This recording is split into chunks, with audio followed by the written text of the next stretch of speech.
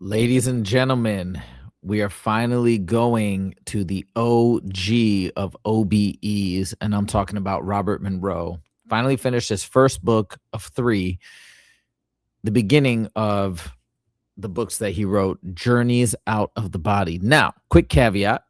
I thought this was the book where in chapter 12, he was going to talk about the entire system, Loosh, all of the above, the things that we've been covering on this channel. I was wrong. It's the second book. I realized that when I got to that section of the book. I'm like, where is it?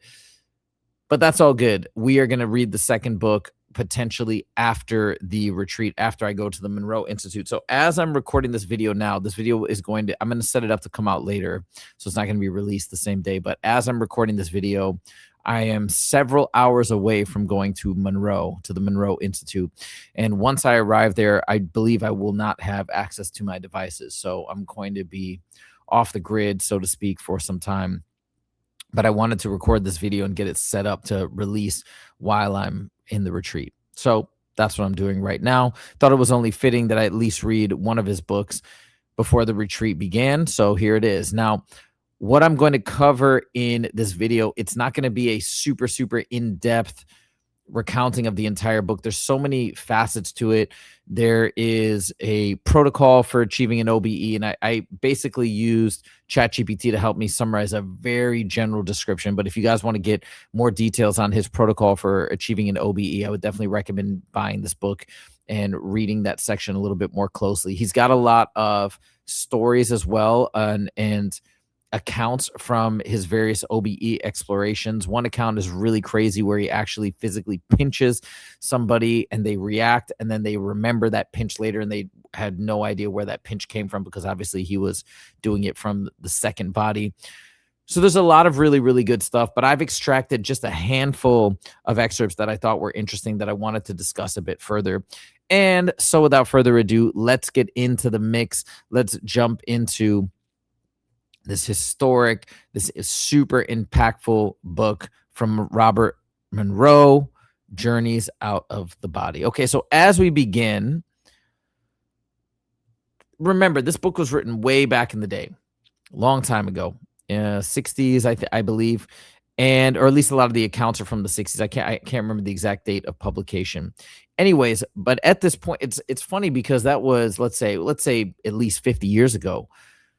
He's saying this about scientists and why they're not studying this more. And it's kind of the same narrative today, at least in mainstream science. I'm sure the government and different Black projects have indeed studied this and mastered these techniques. But obviously in the world that we live in, it's sort of laughed at, I think, or not really taken seriously. But I think that's by design. But anyways, this is his position, his statement at the beginning of the book as to why this is not taken more seriously in academic circles. If we look to the scientific sources for information about OOBEs or OBEs, we shall find practically none at all. Scientists have by and large simply not paid any attention to these phenomena.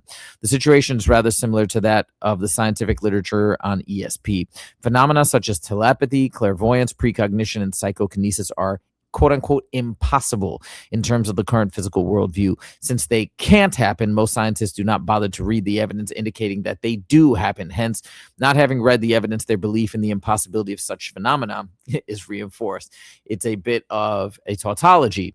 And it's so funny too, because this still plagues our society right now. It's an overlay on our society, and it's got people shouting from the rooftops that they're diehard skeptics and they need more evidence. And from that vantage point, they just immediately discount anything that doesn't fit in our current paradigm. And obviously we don't want people just making things up, but we want it in these types of areas. We always want specific types of evidence that fit into our boxes of what is acceptable evidence. But sometimes maybe this type of evidence that we're getting it's not going to fit into those boxes, because these are phenomenon that are outside of the realm of what we typically study.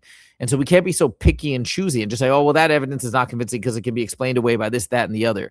It's like, wait a minute, why don't we actually listen to it and say may not come in through the normal mechanisms or means of observation? Let's give it some thought here. Now, I was thinking about this example before we typically, in courts of law especially, we take observation or eyewitness testimony as very valuable, credible evidence. And yet, when we're talking about these types of phenomena, we don't. We discount it. We say, oh, well, maybe they were dreaming. Maybe they were hallucinating. Maybe they were this. Maybe they were that. Why? Is it because it can't be observed by multiple people at the same time and then we just discount it? Why not? Why don't we instead just ask that person, do you think you were hallucinating or do you think this was real? No, I think it was real. Okay, well, let's give that some credibility. Why do we just discount that person right off the bat? Why have we gotten so skeptical of each other for no good reason and are much quicker to call people out as hallucinating or lying than thinking, hey, there might be something to this, and not just discounting it because it falls outside of the typical walls and boxes of science? Another example is, and then we say, oh, well, yeah, so we can't observe it, so maybe they're hallucinating. We can't back it up in these other means. Maybe we just can't back it up, but maybe it's legitimate. Also, we could apply that same type of logic or rationale to somebody who's alone and they witness a murder, but we don't. We say, okay, well, yeah, we can't verify it because nobody else saw this. And maybe there's not much else to go on in this case, but we're going to believe you. We're going to choose to believe you. So we apply this standard of believing somebody, even if it can't be repeatable, if it can't be observable to others when they're using their physical eyes. But then when we go to these other types of sensory perception, it's just discounted immediately. Why? I think it's by design. I think it's because there is so much to this. Obviously, if you're on this channel, you probably feel the same, but it's being discounted in the mainstream, I think, because of the great power that's contained within these phenomena. Anyways, another quick excerpt. Why did he write this book? The primary purpose for the release and publication of the material contained here are that through the dissemination as widely as possible, some other human being, perhaps just one, us right now, right, may be saved from the agony and terror of trial and error in the area where they have been no concrete answers, that he may have comfort in the knowledge that others have had the same experiences, that he will recognize in himself the phenomenon and thus avoid the trauma of psychotherapy or at worst mental breakdown and commitment to a mental institution. That's wild that's even, that he had to talk about that, because I'm sure that has happened to some people that experienced this phenomenon back in the day, maybe even today. And that tomorrow and years to come, the formal accepted sciences of our culture will expand their horizons, concepts and postulates and research to open wide the avenues and doorways intimated herein to great enrichment of man's knowledge and understanding of himself and his complete environment. Well, that didn't happen. We're pursuing it in the trenches here, in the darkness, not in mainstream academic circles, but that's probably, again, like I said, by design. So we're getting somewhere. We're getting somewhere, but not exactly, I think, maybe where Robert Monroe hoped. Okay. Another thing that is talked about in this book is Locale 1, Locale 2, Locale 3. So what are these? What is Locale 1? What is Locale 2? What is Locale 3 in the OBE, in these out-of-body experience explorations? Well, I'm going to explain it. And instead of taking excerpts, it was a little bit hard to string together a bunch of excerpts to explain it. So instead, this is a ChatGPT summary to explain these different locales. I've got excerpts weaved in within these. But anyways, Locale 1 is the out-of-body environment closest to ordinary physical reality. It appears to be the same world we know while awake: familiar rooms, people, houses, streets, and physical locations.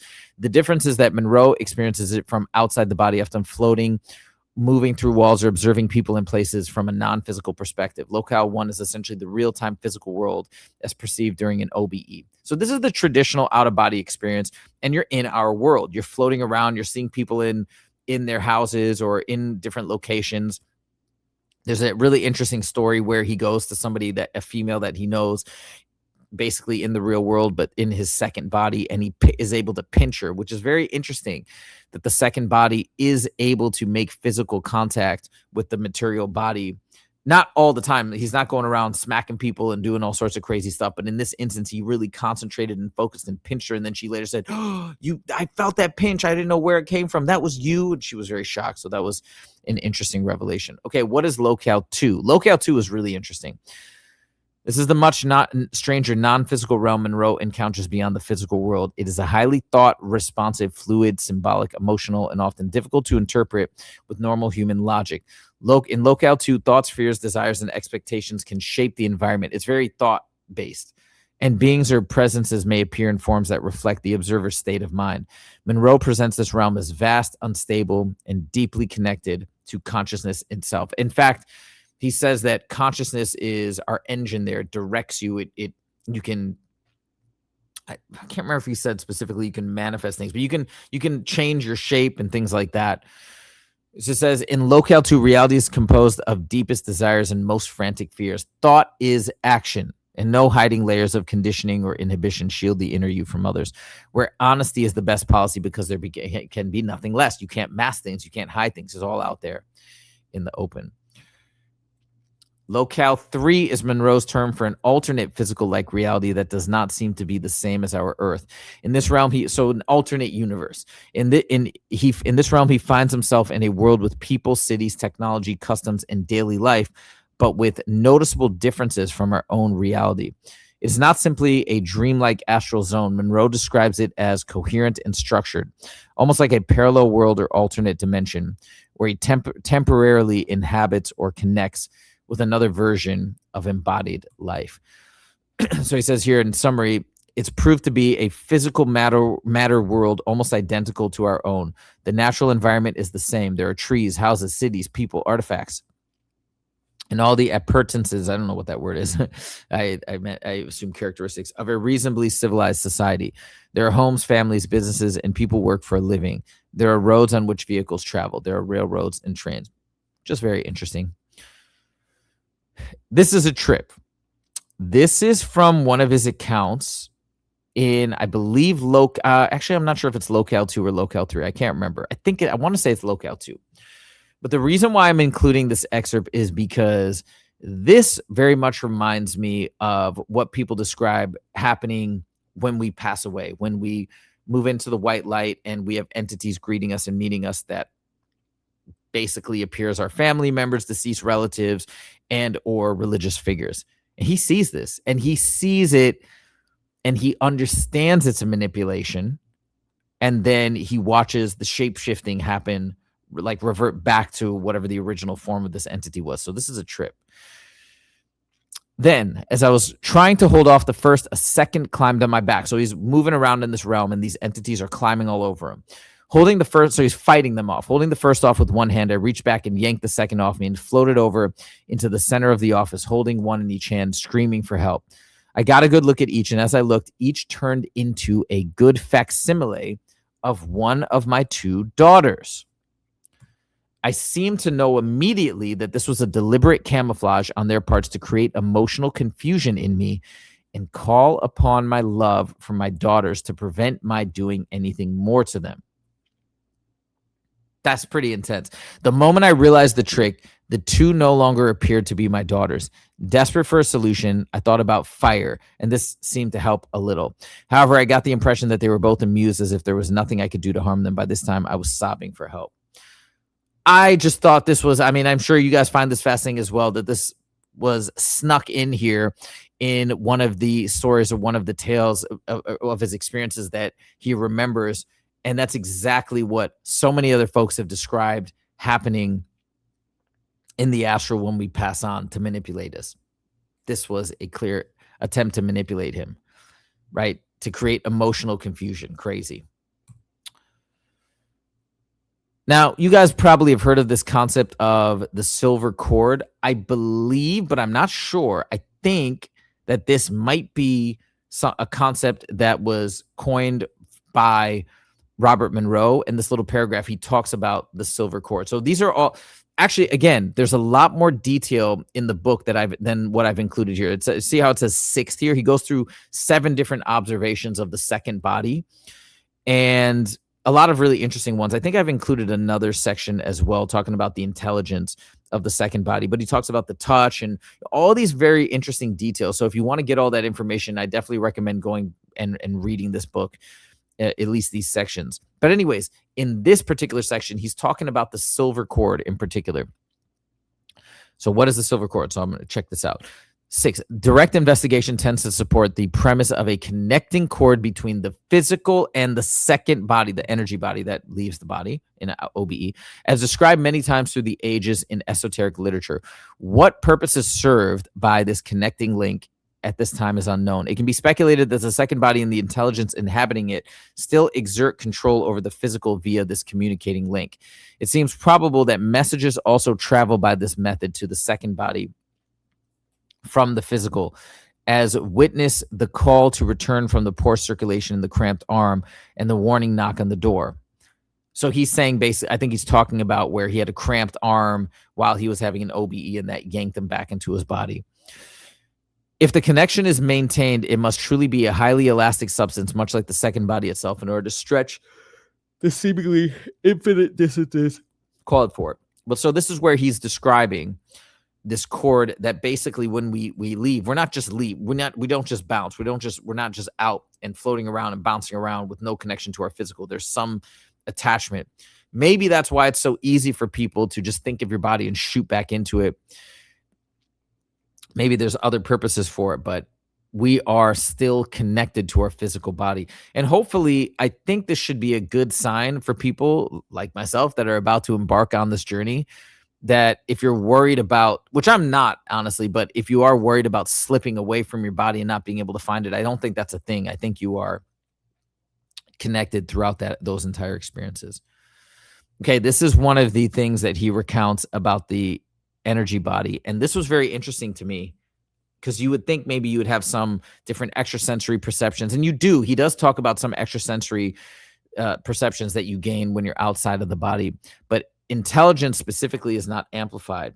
Now, I wonder if that's still the case when you eventually leave for good and there's no silver cord anymore. And I would bet that it's not the same. I would bet that your intelligence is amplified. Nevertheless, for these journeys, he said it is not. It is still the same. On the surface, except for the addition of sensory abilities just noted, right, which he talked about previous to this paragraph, there seems to be no immediate opening of new vistas of information.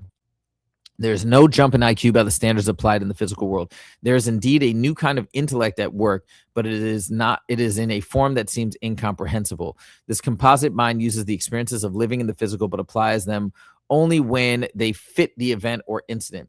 Sometimes actions take place that seem utter nonsense to the conscious mind, and their validity is recognized only after the event. So I thought that was interesting, and I included it. Now here's a summary of his protocol for achieving an OBE. And I thought this was, of course, very worthwhile to include for people who are seeking to achieve an OBE. There's also a great protocol section in William Bullman's book. I made a breakdown of that book, I think in multiple sections, but you can check that out as well. I've included a much more detailed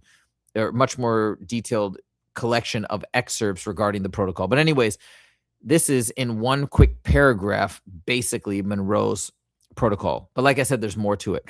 Monroe's basic OBE protocol and journeys out of the body is to first bring the body into a deep physical relaxation while keeping the mind awake and alert. He describes lying down comfortably, reducing physical tension, and allowing the body to approach a sleep-like state without losing consciousness. Once deeply relaxed, the practitioner focuses inward and waits for the onset of the vibrational state, which Monroe describes as a distinct energetic buzzing, pulsing, or wave-like sensation that can move through the body. I've experienced this so many times, by the way, the buzzing, but I have the vibrational state, but I haven't gone beyond that. Rather than panicking or breaking the state, which I have panicked because it can be really uncomfortable. The goal is to remain calm, observe the vibrations, and learn to intensify, stabilize, and direct them. This is what I'm going to have to work on this week. Monroe suggests mentally sweeping or moving the vibrations through the body, especially from head to feet and back again, until they become steady and controllable. Once the vibrations are strong and balanced, the practitioner then attempts separation from the physical body, using methods such as mentally rolling out, floating upwards, or willing oneself away from the body. The key elements are relaxation, mental alertness, fear, control, vibrational control, and a calm, deliberate exit attempt. And this is something that William Bullman has talked about, some of these techniques of rolling out or floating up, different things like that. But yeah, Robert Monroe, the OG of all this, talks about all of that in his protocol section. This is fascinating because I feel like I've heard otherwise. I've heard people talk about, and I think William Bowman talks about visualizing a location and trying to go there when you're initially trying to have an OBE. But Monroe says not to do that. He says go to a person, not a place. First, set your aiming point. Remember the rule. You must go to a person, not a place. It may be possible to achieve the latter if you have a deep emotional attachment to the locale, but the experiments to date have shown little success along this line. Very interesting. This, of course, may be due to the personality of the writer. Select the person living whom you desire to visit. Choose someone you know quite well. Do not inform this person that you are making the test. This is most important so as to rule out any suggestion on his or her part.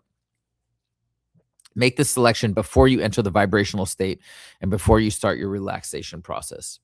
I want to ask about this during the retreat, which I'm just a few hours away from, but I want to ask about this because I thought that was interesting and unique, at least from what I've read or learned so far.